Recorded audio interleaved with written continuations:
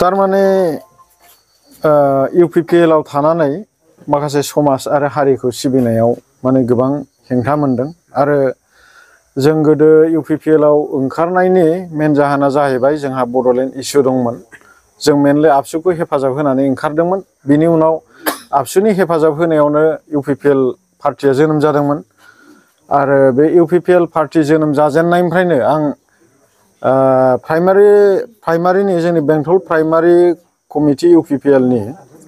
General secretary हिसाबै मावबोदोंमोन आरो बिनि उनाव आङो प्रेसिडेन्ट हिसाबै खामानि मावदों आरो बिनि उनाव आङो ब्लक लेभेलाव माने एग्जिकिउटिभ मेम्बार बा केबिनेट मेम्बार हिसाबै खामानि मावदोंमोन दा जों नुहुरबाय माने जि उद्देश्यखौ लानानै जों आन्दलन खालामदोंमोन जि उद्देश्यखौ लानानै जोङो सुक्ति खालामदोंमोन BTC बा BTR बै उद्देश्यआ फेलें जानायनि लामायाव फैगासिनो दं बेखौ जों गोथौयै मोनदांमोनदों आरो लोगोसे जों प्राइमारि लेभेलावनो हक ब्लक लेभेलावनो हक माखासे पार्टिनि जिनोखि डिसिप्लिन बे डिसिप्लिनखौ मेनटेन खालामनानै सोलिनायाव फेलें जानायखौ आं नुनो मोनदों जितु नोंथाङा UPPL आव दंमोन बे हिसाबै नोंथाङा मिथिगोन रायजोनि थाखाय बेसेबांसो UPPL आ जौगानायनि खामानि मावनो हादों ना हायाखै जौगानायनि खामानिखौथ' जों दिनै नुनो मोनाखै माने एफा एनै फिसा फिसौ माने जब कार्डनि खामानि फैलाबायदों बेबो BPF आमोलाव जेसेबां मावदों बेनि रुजुनायाव माने बहुद खम बिबांनि आरो दानि जिनाखि माने BTR एकर्ड मथे जानो गोनां माखासे दफाफोर दंमोन बेखौ जों फेलें जानाय लामायाव थांबाय थानायखौ जों नुनो मोनदों जेरै हमनानै ला जोंहा जेन'बा नै जोंना बिक्रम दैमारि सार बिथांमोनहा जेनोखि RTI नि गेजेरजों सैथो बाथ्राखौ पाब्लिकनि गेजेराव फोसावनानै होदों बेफोरखौ गासैखौबो नायोबा माने जों BTR एकर्ड बा BTR खौ लानानै जेनोखि रायजो राजानि डेभेलपमेन्टनि खामानि मावनो सानदों UPPL पार्टिया बे थोंजोङैनो जों फेलें जादों होननानै बुंनांगोन माने तारमाने थोंजोङै बुंनो थाङोबा माने जोङो जेबो डेभेलप मावनो हायाखै होननानै बुंनांगोन आरो बे ओनसोलनि हिसाबै बेंटल एरिया बा गामियाव मख'जाथाव माबाफोर जौगानाय खामानि मावदों नामा बिथांमोना ना मावाखै UPPL आथ' दा मख'जाथाव जेबो मावनो हायाखै खारन जों नुनो मोनबाय मेनलि जोंहा हाग्रामा सारमोननि अननायाव जोंहा बेंटलाव कलेज मोनदों प्रभिन्सियेलाइज जादों आरो जोंहा बिभा भबन दं आरो जोंनि गामि ओनसोलनि गोबां लामाफोरखौ हानायमानि बिथांमोनहा माने मावफुंनानै होदोंमोन फोसाबदोंमोन नाथाय दिनै मोनसेबो बेफोरबायदि जों डेभेलपमेन्ट खामानि मावनायखौ जों नुनो मोनाखै बेसे सम दंमोन नोंथाङा आंथ' UPPL जोनोम जाजेननायनिफ्रायनो आं नेहाथारि हिसाबै खामानि मावदों आरो बिनि सिगां आं माने जेबो बिबान गैयाबाबो प्रमद बर'नि दैदेननायाव जिनाखि आलादा बड'लेण्डनि माने सोमावसारनाय जादोंमोन बै सोमावसारनाय समाव आं साइलेन्ट वार्कार हिसाबै आं खामानि मावदोंमोन आरो रायजोनि जानानै जितुके नोंथाङा दिनै UPPL आव जइन जाबाय माबायदि खामानि मावगोन होननानै आरो रायजोफोरखौ लानानै मा आसा खालामदों रायजोफोरखौ लानानै आसा खालामनाया बेनो माने आंनि सायाव गोबां फोथायनाय दंमोन नैबे बिक्रमपुर ओनसोलनिया आरो दाबो बिथांमोनहा आंनि सायाव फोथायनाय दं होननानै आं मोनदांमोनो बा सानदों जायनि थाखाय आंनि फंसे बाथ्रा मोननाय लोगो लोगो दिनै 120टा न'खरनि गेजेराव 85टा माने 85टा न'खरा माने दा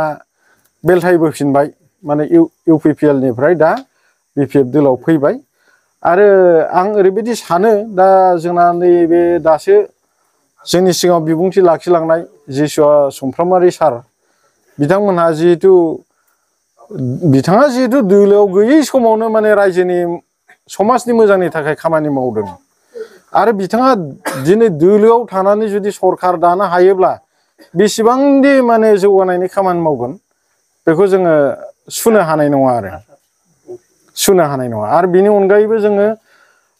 दाथ' कमप्लिटलि जोंनि समाजनि माखासे जेन'बा सोलोंथाइ बिथिङावबो खामानि मावनायाव जों फेलें जानायखौ नुनो मोनदों जेन'बा हमनानै ला माखासे दुलाराय बर' फरायसा आफादनि जायनाखि मावथि बिथांमोना जेरैबायदि दायथ' लानानै खामानि मावनांगौमोन बेफोरखौबो जों फेलें जानायखौ नुनो मोनदों खारन बै समाव आं बुंदोंमोन जेब्लानाखि माने कर'नानि समाव लकडाउन जादोंमोन बे समाव माने स्कुल कलेज जेबो गैया गासैबो बन्द'जोब गथ'फ्रा फरायनाय बिथिङाव माने गाज्रि जालांनोसै आरो फारसेथिं अनलाइन क्लास होनो होननानै मबाइल गिदिर गिदिर माने बिमा बिफानाव दाबिबाय मबाइल गिदिर गिदिर लाबाय फोथाराव ओरै खना माने मबाइल नायग्रा जाबाय उन्दै उन्दै गथ'फ्रा बेफोरखौ नोजोर होनानै आं स्रोद एवारनेस होनो थाखाय जोंनि फरायसा हान्जा बिथांमोनखौ बुंदोंमोन नाथाय बिथांमोनहा माने राजनितिकनि खामानि मावै माने समाज फोसाबनायनि बिथिङाव टटेलि माने बावलांनायखौ जों नुनो मोनदों आरोखि जितु एमपि खाथियाव फैगासिनो दङ जयन्त बसुमतारी आरो लोगोसे खाम्फा बरगयारी बिथां गजन दङ बिसोर नोंथां दिनै बिपिआव जगदान जाबाय हिसाबै खाम्फा बरगयारी बिथाङा देरहाजानो लुबैदों आङो खाम्फा बरगयारी सार बिथांनि देरहासारनायखौ आं लुबैदों मानो होनोबा बिथाङा माने राजनितिक बिथिङाव माने जोबोद फुराना आरो बिथांनि एक्सपिरियेन्सजों जों जानला मोनला मानसिया सुनो हाया आरो बिथाङा लेंगुवेज बिथिङावबो हिन्दी इंलिश गासैबो बिथिङावनो माने बिथाङा बांला गोबां माने भाषाफोरखौ बिथाङा रोंगौ दा बे हिसाबै माने बिथाङा जोंनि समयसाफोरखौ दिल्लीयाव थांनानै पार्लियामेन्टआव माने बुंथिहैनाय बा जोंनि सुजुग सुबिदानि थाखाय दाबिनानै लाबोनायाव जेबो खामानि मावनो हागोन जेबो हेंथा जानाय नङा बेखौ आं मोनदांनो मोनो ओंखायनो बिथांनि जानानै नांगोलनि सावगारियाव भट होनो थाखाय आं रायजो राजाखौ खावलायगोन मोनसे ओरैबायदि मोजां दिन बा ऐतिहासिक दिन जोंहा मानगोनां आफादगिरि आदा बड' सिं नार्जारी बिथाङा दिनै मोनसे गावनो गोसो जानानै बयखौबो वमेननि बा इउथनि बा जेसेबां दालाइसा दं जोंनि दोलोआवहाय बिथाङा गावनो साहस जानानै दिनै मोनसे प्राइमारियाव स्टेरिं अफिस 18 जिहेतु इलेक्सन जानो गोनां थांगासिनो दङ फैगौ 7 तारिखआव लकसभा जेनेरेल इलेक्सन बिथांमोना गावसोरनो गोसो गुदुं जानानै दिनै मोनसे स्टेरिं अफिस खुलिदों प्राइमारिनि थाखाय आं बिनि थाखाय बिथांमोनखौ जोबोद गोसो गोरबोनिफ्राय गोसो खुसिजों बा गोसो गोथारजों आङो बिथांमोनखौ धन्यबाद जासिबाय जाहाथे बिथांमोना बे स्टेरिं अफिसाव जोंनि बिपिएफ दोलोनि जानानै बा हाग्रामा सार दैदेननाय दोलोखौ जानानै बिथांमोना बे अफिसाव जिरायनानै मोजां मेल बा मोजां मोनसे सावराय मेल खालामो सानफ्रोमबो जिरायनानै बिथांमोना जोंनि दोलोनि थाखाय बोरै मोजां मावनांगौ खामानिखौ बोरै मावलांनांगौ साफ्रोमबो दालाइसाखौ लानानै बिथांमोना बाहाय मोनसे गोथार सान बादि लानानै बाहाय बिथांमोना जिरायगोन आरो बिथांमोना जोंनि दोलोनि थाखाय मोजां हाबा खामानि मावगोन आं बेखिनि आसा थाबाय जों दिनैनि दिनावहाय जोंनि दानि जों नुनायाव जों मावनायाव जोंनि 1 नम्बर लकसभा जिहेतु जानो गोनां 7 तारिखआव जिहेतु इलेक्सन जानो गोनां बे इलेक्सनाव जोङो बिजाथिनो खाम्फा सारनो जोङो नायखरिबाबो 1.5 लाखनिफ्राय 1,60,70,80 बाराजों जों देरहाहरनो हागोन जोंहा मिजिं दं आरो जोंहा आसा दङ 1,50,निफ्राय लानानै 1,70,000 सिम जोङो सार श्रीजुत खाम्फा बरगयारिनो जोङो बेखौ देरहाहरगोन आरो जोंनि बे एकदम खाथां जों जेखौ मिथिदों दा जोंनि मिथिनायाव बे आरो जिहेतु जोंहा मानगोनां जोंनिनो बिपिएफ दोलोनि आफादगिरि हाग्रामा सारखौ जोंहा जय खालामनांगौ लोगोआव जोङो खाम्फा सारखौबो जों जय खालामफागोन बेनो जोंनि थिरांथा इउपिपिएल दोलोआ जे नंखाय अरुण'दय फर्म रानदों बेनि सायाव मा बुङो बेथ' गोदोनिफ्रायनो थगायसुलाखा बे दोलोआ 2020आवबो सेल्फ हेल्प ग्रुपनो 75,000 होगोन होननानै बिथांमोना बिराद फोसावदों आरो न'खर न'खर थांनानै सात्र साथ्रिफोरखौ गामसा दख'ना गानहोनानै न'खराव मोनसे स्कलारशिप बा साख्रि होगोन होननानै बिथांमोना थगायदों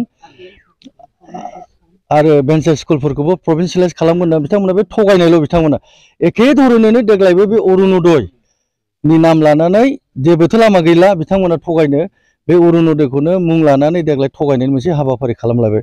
अरुण'दयआवहाय सोरबा कर्म ट्रेक्टरनि सिम्बल थायो बबे अरुण'दय स्किम बेलाय बे जाबाय सरकारनि सोरबा बेक्तिगत पार्टिनि नङा बे गभर्नमेन्ट अफ इन्डियानि बा गभर्नमेन्ट अफ आसामनि मोनसे स्किमसो बे मोनसे फर्मसो बाहाय जोंनाव अशक स्तम्भसो थायो रायजोफोर एकदम दिनै बे निउस मिडियानि गेजेरजों बुंबाय अरुण'दय अरिजिनेल स्किमा जाहैबाय गेजेराव गोजौआव अशक स्तम्भसो थायो बेसो जाहैबाय अरिजिनेल अरुण'दय फर्म दा बिथांमोना गावसिनि पार्टिनि मा होनो बेखौ ट्रेक्टर सिम्बलखौसो होनानै अरुणोदय फर्म रानगासिनो दं। बे मिसा खोथा रायजोफोर एकदम क्लियार बे अरुणोदय स्किम नङा फर्म नङा बे थगायनाय फर्मसो बियो बिथांमोना बिसिनि थगायनायाव गोजावनो नांला आरो बेखौ क्लियार साननानै लादो बिसोर आरोबाव थगायनो हाला देग्लाय बे अरुणोदय फर्मखौ लानानै बिथांमोना थगायदों गतिके बे थगायनायनिफ्राय गोजानाव था थगायजानायनिफ्राय बे जाहैबाय मोनसे गावसिनि पार्टिनि फर्म ओरैनो गावसिनि बै माबा आइटि सेलआ दिहुनलाबायनायसो